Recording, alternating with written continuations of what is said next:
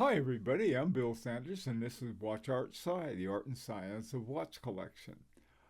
Today, what I'd like to do is to talk about an American watch company that I've sort of known about since almost since their inception. I first heard about it around 2016, sometime in that time period when Weiss or Weiss, I'm not sure how to pronounce it, when they were in LA. And uh, I've always wondered about the company, and so I thought, well, let's take a look at it. There aren't that many American watch companies. I had recently read a book about how Waltham watches had their trajectory, and not too far from where I live here in Connecticut, there's the American Watch and Clock Museum. So I live in an area where they used to have a lot of watchmaking. They don't anymore, but they did at one time. And so it's sort of interesting to see what some of the people who are doing watchmaking are up to. So this was one that I really hadn't talked about yet, so I thought I'd take a look at it.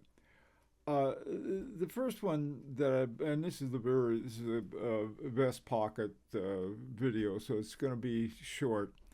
And looking at it, first of all, one of the things I look at is there is the person who has the watches, the watch camera, are they honest about it? And by honest, I mean, are they honest about the movements they make? And that's important because I know of some watch companies, big name watch companies that have sort of mixed between perhaps they have in house and then the other stuff is for very inexpensive movements.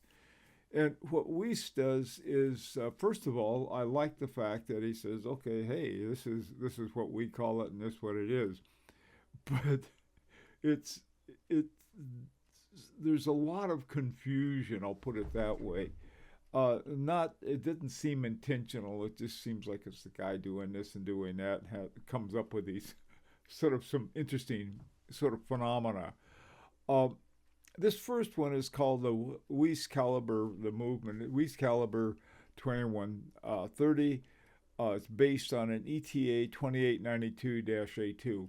In my opinion, that's one of the best movements by ETA. It's sort of their upscale and thinner movement than the one that was used. One of the questions I guess I had is how does Cameron Weiss source these, because ETA cut off selling outside of this watch group. So I mean I know there's some around, but I'm not sure how we got a hold of them or how we can keep the source up. Uh, that doesn't matter. That doesn't mean he's going to have to stop making watches. But interesting. And one possibility, of course, is to take other, find them where you can and then fix them up and put them back in. That's fine too. Now the watches that he has is a sort of a standard issue field watch, and this particular one is 38 millimeters, good size, I think. There's a good range. I like mine between about 39 and 41. 38 is just fine though. And a picture there at the top is a picture of the 2892, and then I tried to get a shot of the back. By the way, too, all of the pictures and everything I found, except for the uh, sort of the factory version of the movement, I found on the Weiss website. Okay, so this is the first one I looked at. They call it caliber 2130. You know what movement you're getting. Okay, with me. Now this next one is the one I really got excited about, and I'll tell you why. This is another one that was called the standard issue field watch. It's called the Lavender dial. 3400, which was more expensive than the first one, but still it was called it's 31 2130, and the movement was described as an M100. Well, the M100 is a Soprod M100. Used to be the Soprod A10, which was one of my very, very favorite movements. The guys in Iceland, they have a wonderful Icelandic watch company in Reykjavik, and they also use it, and they still do on some of them. Um, the the thing of it is, though, wait a minute, that is the same value that was, or the same caliber name as the one with the ETA movement. This has a SOPROD movement. Now, one of the big mistakes, I don't think Cameron made it, his background would certainly be enough that he wouldn't make that mistake. But there was they say, well, it's really sort of Seiko's clone of the ETA 2892 AT. Well, actually, it's not. It has very little to do with that movement other than the size. The ETA 2892-2 is a very popular movement, and so one of the things that Seiko decided that if it had the same dimensions, somebody thinking, well, I'll buy a Seiko movement, I'm going to have to change all of my cases and all of this stuff, so why bother? And so what they made sure was that it was the right size. Now, it was part of these sort of a bunch of movements that they that Seiko had that they was called the 4L. It was sort of a series of movements. And what they were doing, they were trying to move into high horology. And this was a movement that they were using. And the Credor, which was sort of their, they had the regular movements, they had the Grand Seiko, and then they had Credor. Credor is sort of going to be their Patek Philippe of Seiko.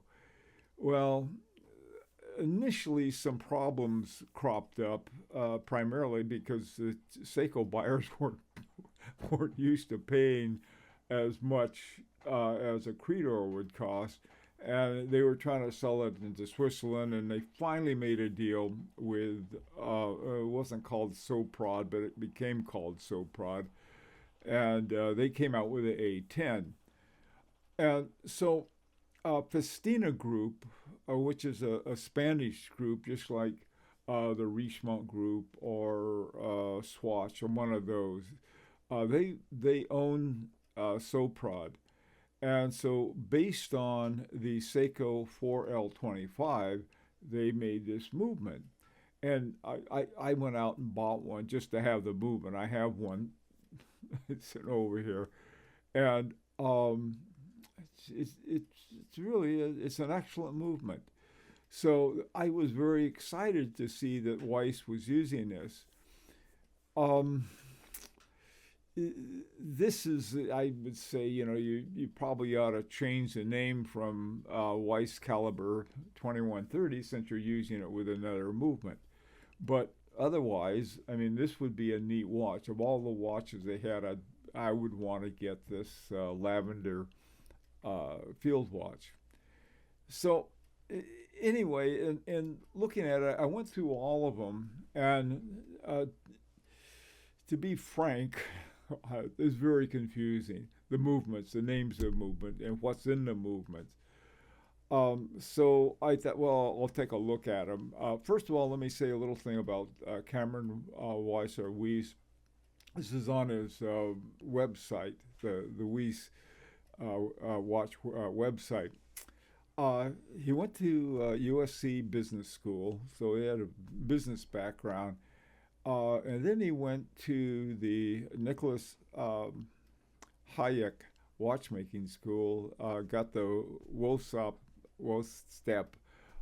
certificate, did some training with Audemars Piguet and Vacheron Constantin. So he's got a really strong background, I think, in watchmaking. And then he started in 2013. Oh, 2013, this is like, 13 years ago now. It's quite a while back that he's been doing this.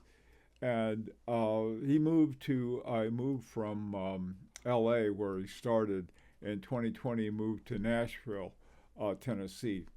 I'm not sure why, but I just decided, well, he'd rather be there for whatever reason, and set up business there. So this is the calibers I looked at. There's one that's called the camera Weiss Watch Company Caliber 1005, which is an ETA Peizu 7001, which is a very small but very thin movement. It's a good sort of a good standard movement. Nothing earth-shaking about it. Then another one's called the Caliber 2130, and this one I'm not sure what that is. It was in a 42 millimeter case, and that would be awfully big for a Peizu 7001, and it has the small seconds at 9 o'clock, and so what it sounded like, perhaps from an iBosch from a 6497-2. The 6497-1 was 18,000 semi-oscillations per hour. This one is 21,000. Then there's the Weiss Watch Company Caliber 1001, which is another one that is 3 hertz, 21,600 semi-oscillations per hour. My guess again is it's either an ETA 7001 or 6497. It's a manual wind. Both of those are both of them are manual wind.